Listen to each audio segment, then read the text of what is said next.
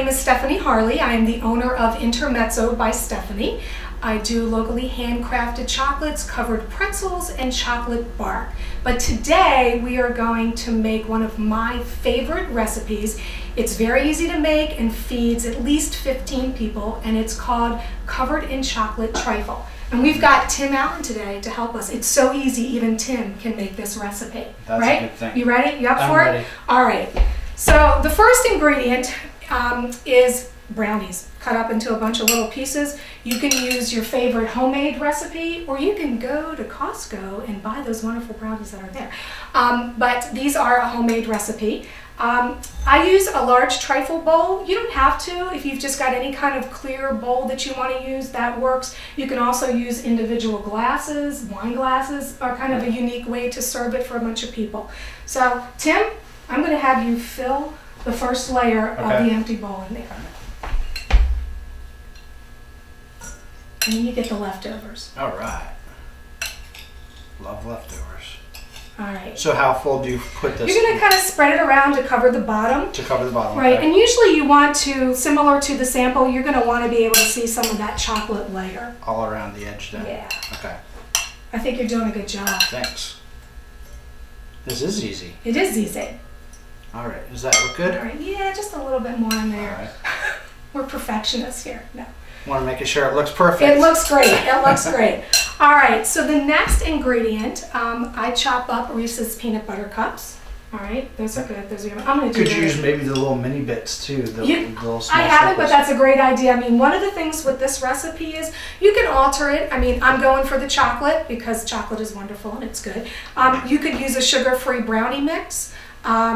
The whipped cream that we'll eventually use, you can use sugar-free, you can use fat-free. The same thing with the pudding that we're going to use. So you can use pudding or you can use a mousse. So it's very flexible depending upon what you like and what's easy. So I'm going to do these because these are one of my favorites. So we're going to sprinkle some of those. Of course, if I was at home, I'd probably be using my hands to just dump all that in there. All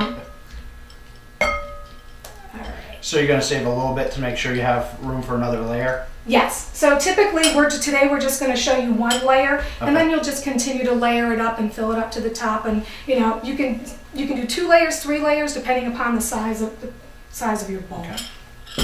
The next thing is the Heath Toffee Crunch Bits, and I just sprinkle those all over the top of that. You could probably do nuts here if you wanted to. If you want to, absolutely. There's a lot of flexibility with this recipe. I think I'd put pecans in. Or Pecans, walnuts, almonds. The other thing too, if you're into Kahlua and you want to add a little bit of a coffee flavor, you can easily drizzle some Kahlua inside on top of that, which makes it really good. The possibilities are endless. Yes, it is. It's a great basic recipe. I'm only adding a little more because these are my favorite too. All right. So you can kind of start to see the layers build up a little bit. The next one is the chocolate pudding. And like I said, you can use mousse, you can use chocolate pudding. Right now, the pudding flavors are out there. There's like a dark chocolate fudge pudding. Again, you can use sugar-free, low-fat. This one is actually made with skim milk, so it works the same, skim 2%. We're gonna plop some of that on there, and because it's pudding and it's a little bit thick, I'm actually Probably after you get it all in the middle, it's easier to spread it out. Right, so you'll kind of spread it around and it'll start to kind of ooze similar to this on the side. We're going to put a little bit more in there. I'm going to spread, excellent. It's looking good. I'm ready. See, your wife is going to expect you to make this at home now. I think I can handle that. You think you can handle it? All right. That was easy, right? That's right. It's all about what's easy. All right. So last but not least is whipped cream. And this is store-bought Cool Whip, but you can easily, if you want to take the time, make your own whipping cream. There's a lot of easy recipes for that too. And again, you're just going to kind of plop it on top. Smear it around, as they say.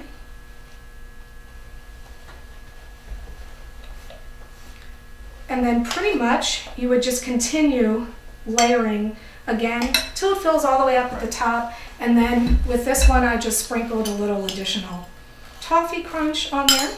For the aesthetic appeal. Aesthetic appeal. A little bit more brownie if you want to. I'm going to sprinkle with my hands on there. You can also, if you want to, if you have a way to pipe that whipped cream to make it a Okay. little more formal looking, you can easily pipe that whipped All right. cream on top of that. Yeah. And that's pretty much it. So you'll just continue to layer up to the top, and I think it's time for you to have a sample. All right. You want to dish into that one? You want a big I spoon or a guess little so. spoon? No, a little spoon will be Okay. adequate. Yeah. All right, you got to dig all the way down in I was there. gonna say you gotta get all the way to the All the way, bottom you to got a make little sure you bit. get the full taste effect. And usually with this, it's a great recipe to make a day ahead. The longer that it sits and everything kind of melds together, the better it'll taste. So now if I put my spoon back in there, I get to eat the whole thing. Well, right, because you're double dipping, right? Right, We can't do So anyway, so this is a great recipe. It works all year long. It has a lot of flexibility to it, and it is Yummy. yummy. All right, thank you.